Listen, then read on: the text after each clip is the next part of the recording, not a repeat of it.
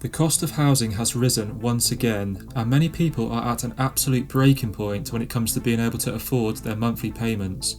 Both home prices and mortgage rates are at eye-watering high levels, but all could be about to change in the near future in what could be a seismic shift across the whole housing market. There are a number of reasons why the housing market is on the verge of being flipped upside down, and today I'll be taking a closer look at this.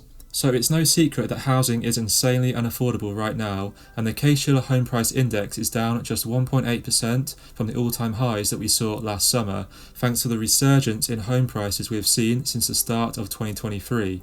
Now, despite home prices still being close to all-time highs, we've seen interest rates surge at a record-breaking pace, making mortgage rates the highest they've been since 2007 before the global financial crisis. And when you combine the sky-high home prices with the high mortgage rates, you get an environment where the average home payments are higher than they've ever been in history. Now, according to Redfin data, the average household is now paying a whopping $2,627 a month on housing payments, which is a staggering 75% higher than the $1,500 average payment during 2020. Now, this is a difference of approximately $1,127 a month, and the cratering affordability of housing right now is reflected clearly on this payment-to-income ratio. Income growth simply does not bail people out of these sky-high house prices and mortgage rates, and the average household payment-to-income ratio has now risen to 35.7%, which is much higher than the sub-20% which we have seen for much of the 2010s. Something really does have to give here, and there are a whole load of indicators and data that suggest that home prices are set to crumple in the future.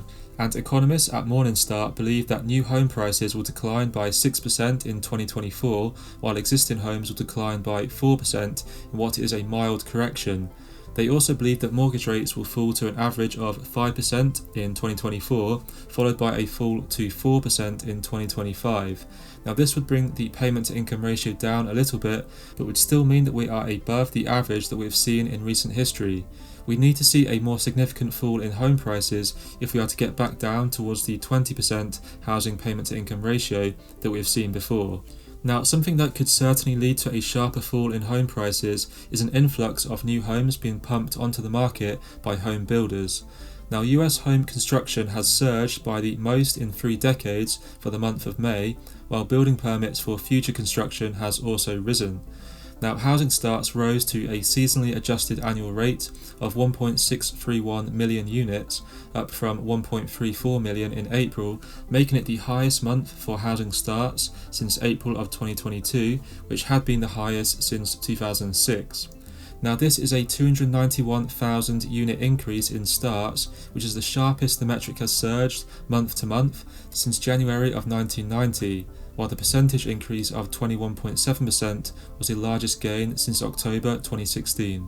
Now, this chart shows the breakdown of housing starts across single-family homes and multi-family homes, and you can see that the trend over recent time has been consistently upwards in both types. And when we look at the chart for homes under construction, a similar chart but showing all units that are at various stages of the construction process, we can see that there is also a similar upwards trend taking place. When you combine the number of both single and multi-family units that are under construction right now, it exceeds the peak that we saw in the run-up to the global financial crisis in the late 2000s. Now, there is a lag between when a housing unit is started and when it is finished and ready to be put on the market, and this is especially the case with multi-family units that are larger and take a longer period of time to construct. So this means that the current historically high levels of homes being started, as well as the homes under construction, will not be hitting the market immediately, but will be offloaded onto the market in the next couple of years.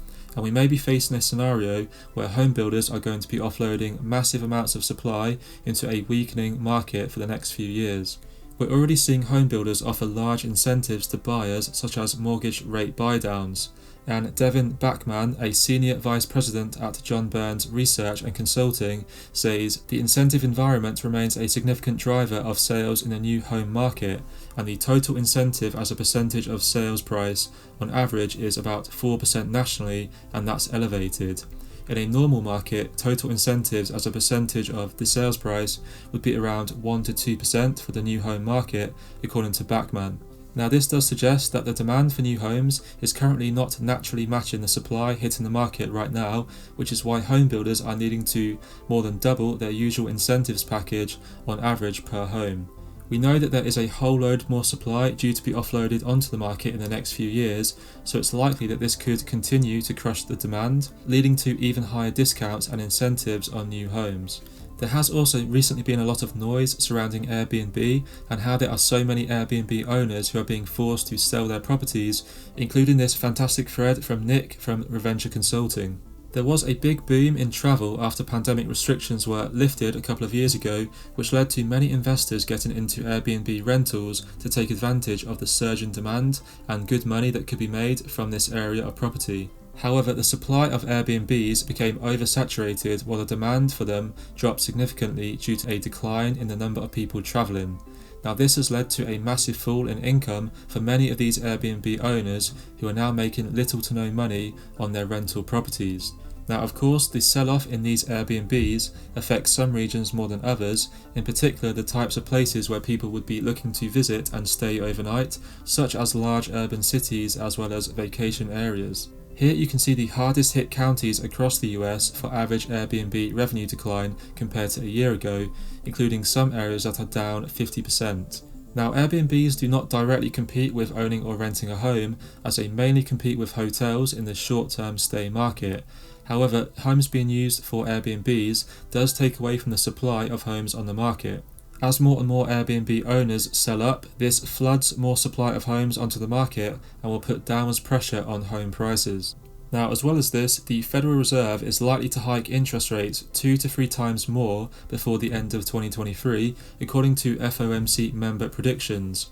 Now, so far, we have seen 10 rate hikes since the beginning of 2022, in which the federal funds rate has surged from basically zero to now being above 5%. Now, after these final rate hikes are made towards the end of the year, it is expected that the Federal Reserve will settle for a period of time until they deem inflation no longer a threat to the US economy, before ultimately starting to decrease rates again. The fact that we are approaching the end of a Fed rate hike cycle marks a significant time period for the housing market and the American economy as a whole, for that matter. Now this is because historically these inflation-fighting rate hike campaigns from the Fed have almost always concluded with a full-on US recession 8 out of 9 times since 1961 to be precise. Now some may argue that we are in a recession already due to the cost of living problems many people are facing.